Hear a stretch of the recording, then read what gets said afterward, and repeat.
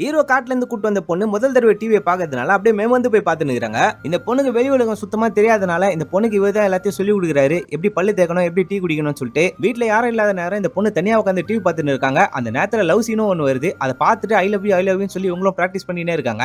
இந்த பொண்ணோட கை கால்லாம் நகலாம் ரொம்ப வேகமா வளர்ந்துருக்குது. அதை வெட்ட தெரியாம வெட்டி கை கால்லாம் கிரிக்கிறாங்க. இவன் தான் வந்து மருந்தெல்லாம் வச்சு விடுறான். இவங்க பிராக்டிஸ் பண்ண ஐ லவ் யூ இவங்க சொல்லினே இருக்காங்க. இந்த பொண்ணுக்கு நம்மள பிடிச்சிக்குது போலன்னு சொல்லிட்டு இவன் அந்த பொண்ணோட ரிலேஷன்ஷிப்ல இருக்க ஆரம்பிச்சிட்டான். ஹீரோவை தேடி கண்டுபிடிச்சு ஒரு ப்ரொஃபஸரும் வராரு. உங்க வீட்டுல வச்சுக்கிற பொண்ணு அவன் நல்லவளே கிடையாது, அவ சாத்தானோட பொண்ணு, உனக்கு என்னைக்கு இருந்தாலும் ஆபத்துன்னு சொல்லி சொல்றாரு. என் வீட்டுல அந்த மாதிரி யாரும் கிடையாதுன்னு இவனும் போய் சொல்றான். ப்ரொஃபஸரோட ஆளும் இவன் அப்படியே ஃபாலோ பண்ணிக்கிட்டே போறான். என்ன எதுக்குடா ஃபாலோ பண்ணுகிறேன்னு சொல்லி இவன் அவன் கூட பயங்கரமா சண்டை போடுறான். அதனால இவனுக்கு பயங்கரமா அடியும் படுது. இவன் காயத்துக்குலாம் மருந்து போட்டு இந்த பொண்ணு ஜம்ப் பண்ணி வெளியே போயிட்டு ஹீரோவை அடிச்சவனே அந்த பொண்ணு கட்சி விட்டுறா. இந்த பொண்ணோட விஷயத்தால அவனும் ஸ்பாட்ல இறந்து போயிடறான். அப்பதான் இந்த பொண்ணு சாதாரண பொண்ணு இல்லைன்ற விஷயமே தெரிய வருது. ஹீரோ கல்யாணம் பண்ணி போற பொண்ணு வீட்டுக்கு வராங்க. இந்த பொண்ணு ஒரு ரூம்ல பூட்டி வச்சுட்டு இந்த பொண்ணு கிட்ட பேசினுக்கிறாரு. திடீர்னு இந்த பொண்ணு அந்த ரூம் ஓபன் பண்ணிடுறாங்க. ஆனா அந்த பொண்ணு காணாம போயிடுறாங்க. ஹீரோ கிஸ் பண்றதுக்காக இந்த பொண்ணு கிட்ட வந்தா அந்த பொண்ணு வவால் மாதிரி வெளியே தொங்கினுக்கிறாங்க. இதை பார்த்ததுமே அவன் பயந்து போயிடுறான். இவங்களும் சாரின்னு சொல்லிட்டு அங்க இருந்து வெளில போறாங்க. டக்குன்னு பார்த்தா இந்த பொண்ணு உள்ள வந்துடுறா. எப்படி நீ இந்த பக்கம் போற அந்த பக்கம் வரன்னு சொல்லிட்டு இவனும் அதிர்ச்சியா பார்த்துனே இருக்கான். டக்குன்னு இந்த பொண்ணு கிஸ் பண்றதுக்காக கிட்ட வராங்க. அந்த நேரம் பார்த்து கல்யாணம் பண்ணி போற பொண்ணு உள்ள வந்துடுறாங்க. ஒரு பொண்ணை வீட்டு உள்ள வச்சு நீ எனக்கே நீ விபூதி அஷ்ட பாத்தியான்னு சொல்லி இந்த பொண்ணு கோச்சி நாங்க இருந்து கிளம்பிடுறாங்க.